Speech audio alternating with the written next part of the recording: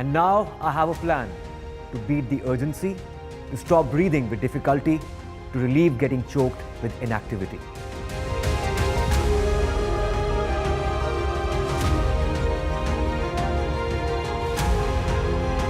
Energize our government, our environment, our society, and ourselves.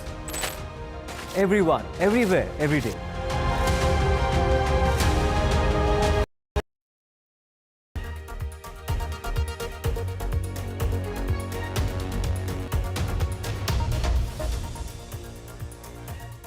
You are watching The World 24/7 on the NDTV network. I'm Parmeshwar Bava. Let's begin with the top stories you need to know. Israeli airstrikes targeting Hezbollah on Monday killed hundreds in Lebanon, which was still reeling from last week's explosions of the Lebanese group's communication devices. Monday was the deadliest day of the Israeli attacks in the country since Israel's 2006 war with Hezbollah. Prime Minister Modi held a bilateral meeting with Ukrainian President Volodymyr Zelensky in New York. This was the second meeting between the two leaders in about a month.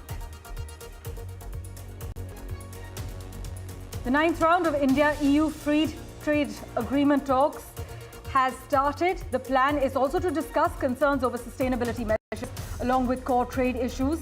Core issues on the negotiating table include trade in goods and services, digital trade, investment protection, government procurement, and intellectual property rights. The Biden administration plans to bar Chinese software and hardware from being used in internet-connected cars over national security concerns, essentially banning all China-made smart vehicles in the US. Washington is concerned about Chinese companies collecting data on US drivers and manipulating vehicles' navigation systems. London's Mayor Sadiq Khan is facing a red-on-red battle with Westminster Council after the UK government promised him new powers to force through the pedestrianisation of Oxford Street. The mayor wants to reboot plans that would make the nation's most famous high street traffic-free.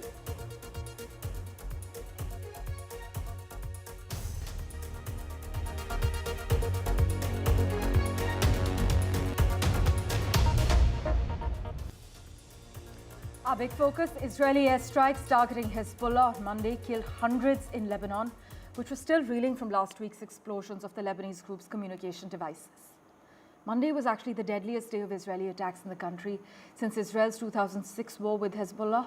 But diplomats are scrambling to prevent all-out war in the region, including on the sidelines of the United Nations General Assembly in New York, where Israeli Prime Minister Benjamin Netanyahu is scheduled to arrive on Thursday. Muted criticism from Israel's allies over its Lebanon attacks has now raised concerns there is not enough diplomatic pressure on Netanyahu to de-escalate, as per many analysts. Netanyahu famously hates the UN. In fact, one official said, further adding that, but he does like coming here to tell us that we're all rubbish. Listen in to what Mr. Netanyahu had to say, followed by my colleague Sarah Coates' report from Tel Aviv. I have a message for the people of Lebanon. Israel's war is not with you. It's with Hezbollah. For too long, Hezbollah has been using you as human shields. It placed rockets in your living rooms and missiles in your garage. Those rockets and missiles are aimed directly at our cities, directly at our citizens. To defend our people against Hezbollah strikes, we must take out those weapons. Certainly a very worrying situation in the Middle East. The Pentagon announcing it is deploying additional troops to the region amid fear of an all-out escalation between Israel and Hezbollah. Now, over the course of Monday, the IDF says that it struck more than 1,000 Hezbollah positions in southern Lebanon and also in the Baalbek region in the east of Lebanon, with chaos on the ground as people flee for safety. Now, according to Lebanon's health ministry, more than 270 people have been killed, more than 1,000 others wounded.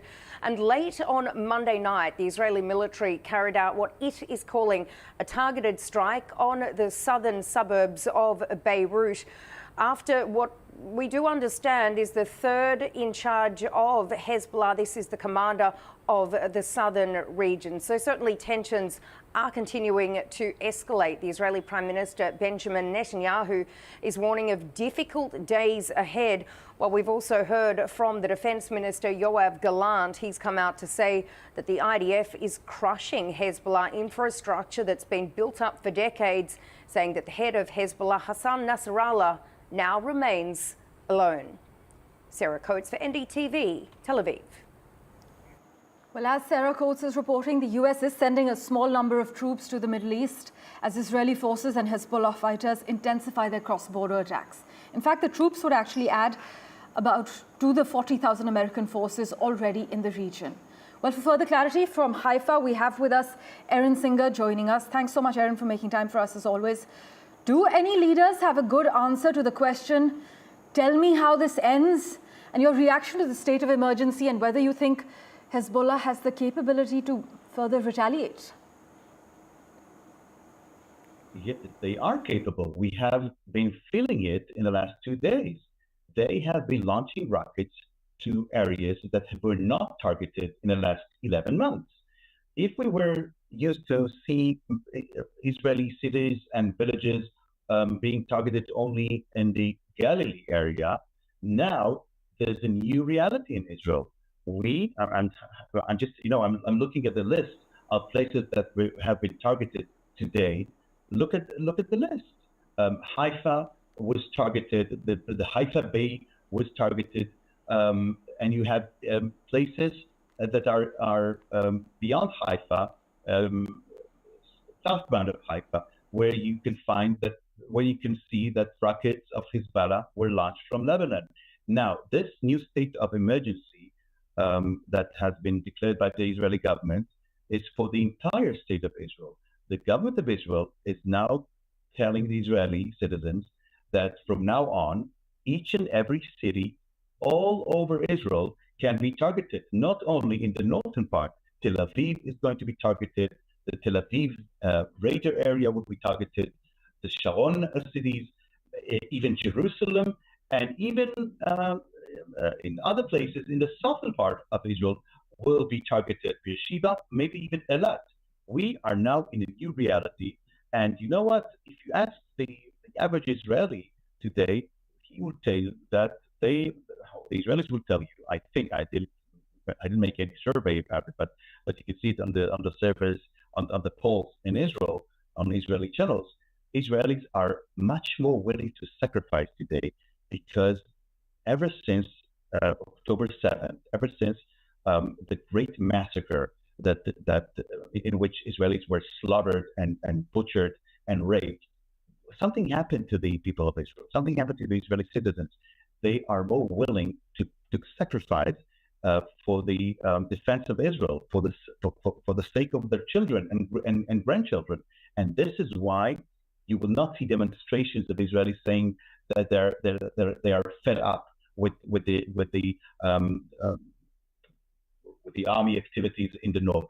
No, Israelis want to go back to their houses in the northern part of Israel, right next to the border with Lebanon, knowing that their government has done everything it can do in order to make sure that we will not have another October 7th, that Hezbollah in the north will not do what Hamas did on October 7th.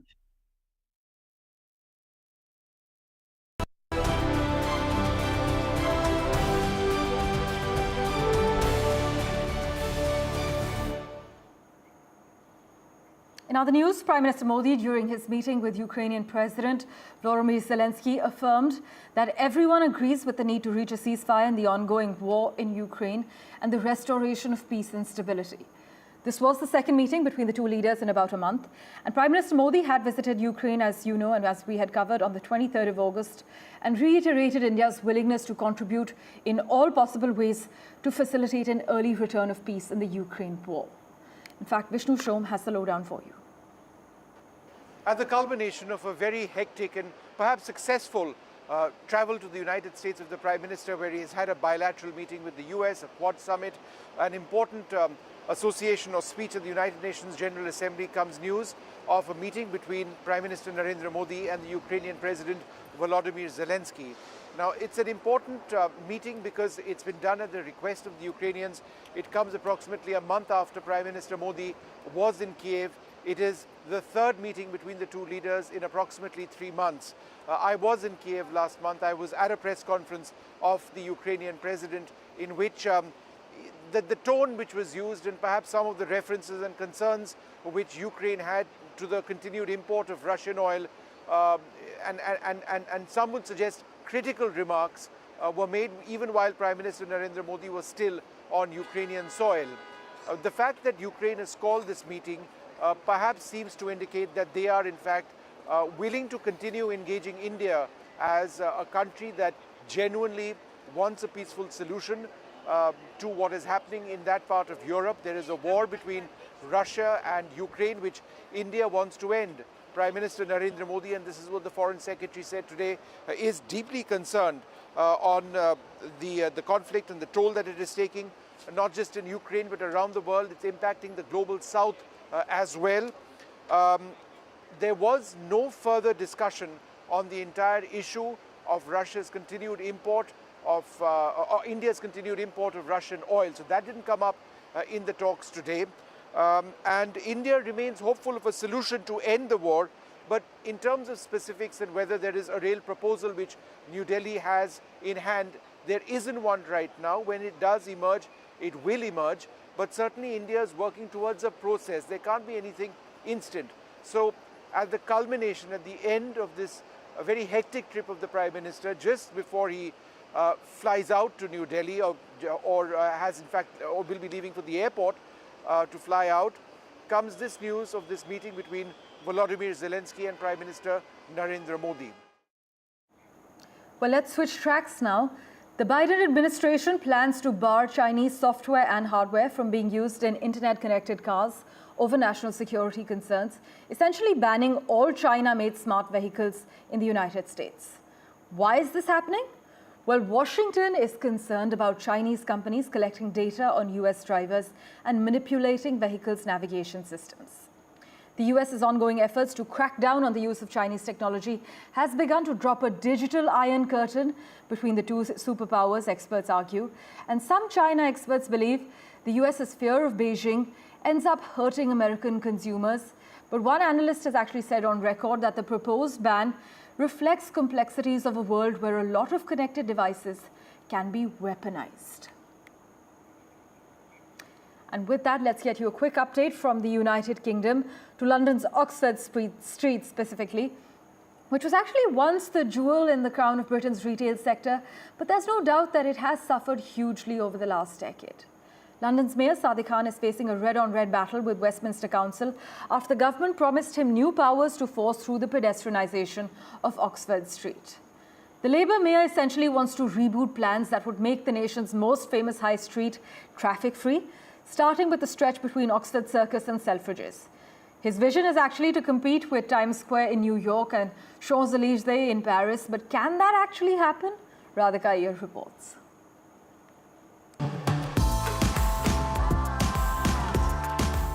Oxford Street, Britain's jewel in the crown of its retail sector, is likely to be free of traffic. Labour Mayor of London, Sadiq Khan, announced that a little over 1 kilometre of the arterial Oxford Street, home to some of the best retail shops in Europe, will be free for pedestrians only. From Marble Arch to Oxford Circus, we'll have no vehicles plying on it, a move which is facing opposition within days of announcement. So what is the plan? As part of the 150 million project, the plan is to ban traffic. The project is aimed at helping the retail sector revive after big names such as Debenhams, House of Fraser, Topshop shut shop. Robbie, who has been selling memorabilia on Oxford Street since he was 34, thinks it is a bad idea. Change is hard to adapt to, and buses bring in more people, he feels. Imam, a Bangladeshi who sells Dutch pancakes on the street, has mixed opinions. Access for all is a concern, but more pedestrian space means more time spent by shoppers and tourists, so that means more business, he feels. I spoke to some people to get their reaction to Sadiq Khan's plot for London's most famous high street. Students really form the heart and the life in central London. And with me are two students, one from the University of Exeter and Caitlin, welcome, and one from the University of Warwick. Welcome, Mehek. Yes. Mehek, you're a Londoner. You've been here for your life. Yeah, I've been born and brought up in London, but my parents are from India. Tell me, did you shop 30 times in 1 year on Oxford Street? Definitely not. No, probably a couple times a year maximum. I think maybe when I was younger, we came here a bit more, but now it's not so much of a regular spot for shopping, definitely. What does Oxford Street mean to you? Much the same, actually, I think. It's ever since I've been young, I've been here occasionally. There's lots of shops and beautiful lights, and especially Christmas time. It really lights up. Yeah. Although recently, same as Mehek, it's been so busy and so hectic. It's not necessarily like a relaxed shopping destination. Quick reactions. Sadiq Khan's idea, good or bad? Do you know, I think it's a great idea. Oxford Street is in disrepair. We as Londoners, I don't know when was the last time we went down Oxford Street. It's a great tourist spot, so we should make it more livable, more practical for tourists. The mayor has huge claims of his pedestrianized avenue giving competition to Times Square in New York, Champs-Élysées in Paris, and La Rambla in Barcelona. The opposition Conservative Party, which pulled out support to a similar move in 2018, has started ridiculing the move already. So the idea may witness brakes being applied before traffic is fully banned. Radhika Iyer in London, NDTV. Well, news and updates continue in a moment right here on NDTV 24/7. Don't go anywhere.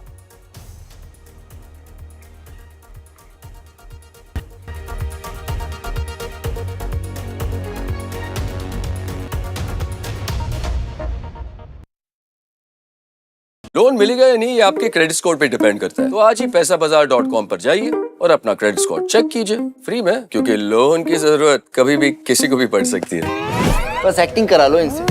पैसाबाजार.com, credit score check, आदत अच्छी है। I've been reporting on all issues, big and small, from Andhra Pradesh, Telangana, rest of South India, bringing you all the action, all that you need to know, all that you want to know. The energy of Maximum City is infectious. I bring in that energy in our news coverage from financial capital Mumbai. India's IT capital is always buzz. It's literally a city that never sleeps. And I keep you ahead on all the Bengaluru buzz. Covering from the southernmost part of India over the last 23 years, I bring in-depth and 360-degree coverage from the Dravidian heartland. The land of Mishti is also known for its bitter politics. I have seen much water flow under the Howrah Bridge, covering Bengal in all its vivid colors. Loan मिलेगा या नहीं ये आपके credit score पर depend करता है। आज ही जाइए पैसाबाजार.com पर और अपना क्रेडिट स्कोर चेक कीजिए फ्री में, क्योंकि लोन की जरूरत किसी को भी कभी भी पड़ सकती है। चल एक्टिंग थोड़ा भेल बनो।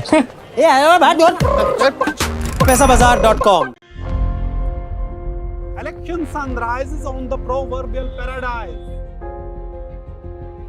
Jammu and Kashmir gets set to vote in assembly elections after a gap of 10 years. For the BJP, it's a referendum on Article 370. For the Congress and regional parties, it's a battle for survival. An election that will go down in the history. Watch the most comprehensive, the most nuanced, and the most power-packed coverage only on NDTV.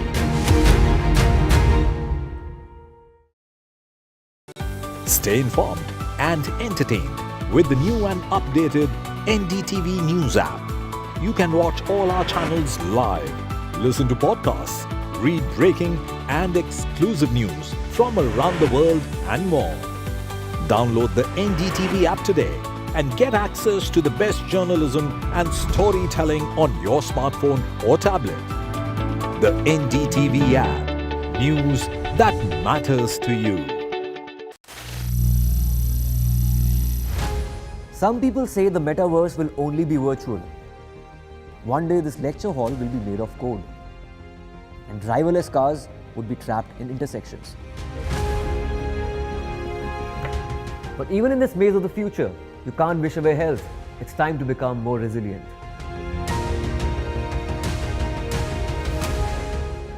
"10 years of Banega Swasth India, we have grown and achieved so many milestones.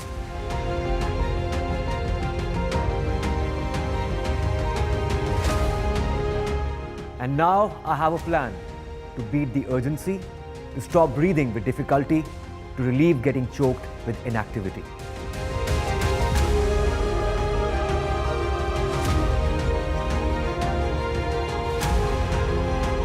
Energize our government, our environment, our society, and ourselves. Everyone, everywhere, every day.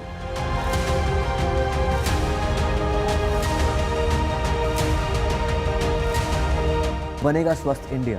One world hygiene. New day, new show, a new experience. Start your day with the news, not views. We bring you stories that matter and impact your life. News that informs and keeps you ahead. From Maximum City, Mumbai, to the seat of power, Delhi, NDTV brings you the best breakfast show. breakfast news on NDTV, 8 a.m. every day.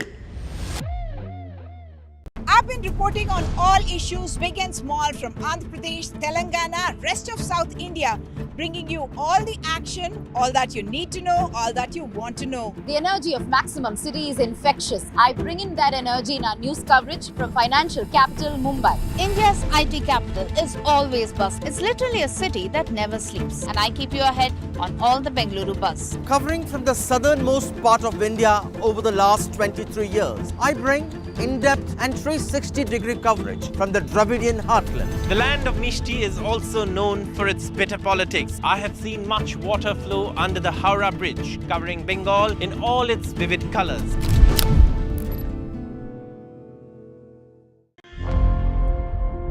Election sunrise is on the proverbial paradise. Jammu and Kashmir gets set to vote in assembly elections after a gap of 10 years. For the BJP, it's a referendum on Article 370. For the Congress and regional parties, it's a battle for survival. An election that will go down in the history. Watch the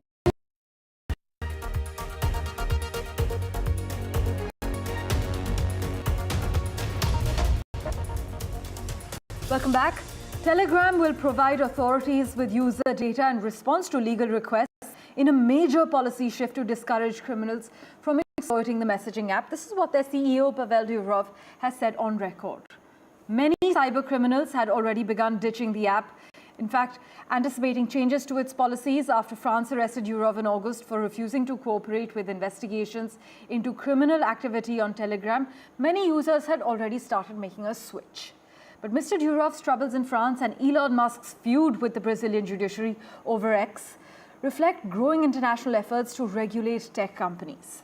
As US geopolitical might wanes and the power of tech platforms has grown, it's become much harder to get other countries, including Western allies, to leave them alone. This is what many tech bloggers also believe. And let's get you a quick update from the neighborhood from Pakistan, where Lieutenant General Muhammad Asim Malik has been appointed as the new Director General of Pakistan's spy agency, Inter-Services Intelligence, the ISI. Now, the post of ISI chief is considered one of the most important in the Pakistan Army, which has ruled the country for more than half of its 77+ years of existence and has hitherto wielded considerable power in matters of security as well as foreign policy. Lieutenant General Malik will assume his new role in about 6 days on the 30th of September.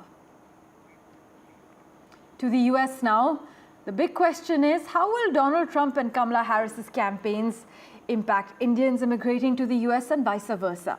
In fact, Indian-American Congressman Raja Krishnamurthy spoke to NDTV earlier regarding this and more. Here's a snippet for you. Congressman Krishnamurthy, thank you very much for joining us here on NDTV. Congressman Krishnamurthy, Indian Prime Minister Narendra Modi, as you know, is in the US right now. He attended the Quad Summit over the weekend. The Quad Alliance includes, of course, India, Japan, Australia, the United States, which is a counterbalance to China. Now, President Joe Biden hosted his final Quad meeting this weekend, but Biden's not going to be around much longer. He's not going to be president much longer. It's really an uncertain time here in the US. What happens to the Quad after November the 5th?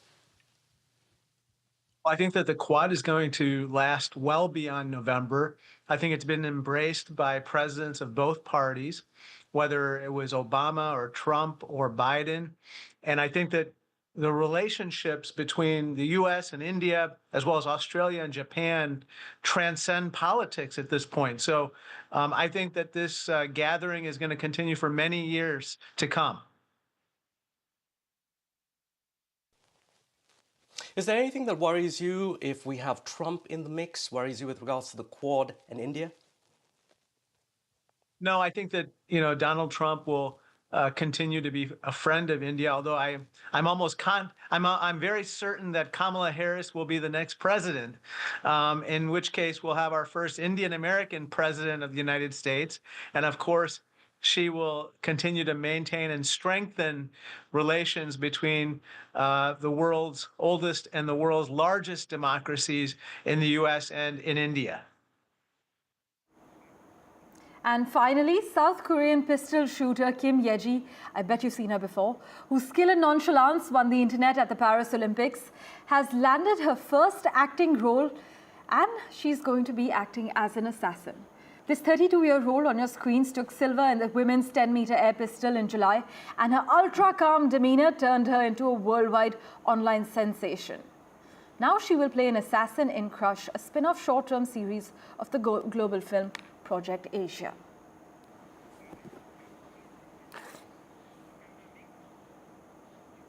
Thank you for investing your time and watching this edition of The World 24/7.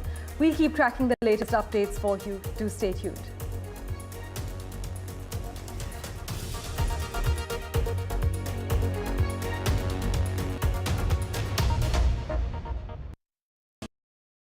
Loan मिलेगा या नहीं, ये आपके credit score पे depend करता है। तो आज ही अपना क्रेडिट स्कोर चेक करें फ्री में पैसाबाजार.com पर। लोन की जरूरत कभी भी किसी को भी पड़ सकती है।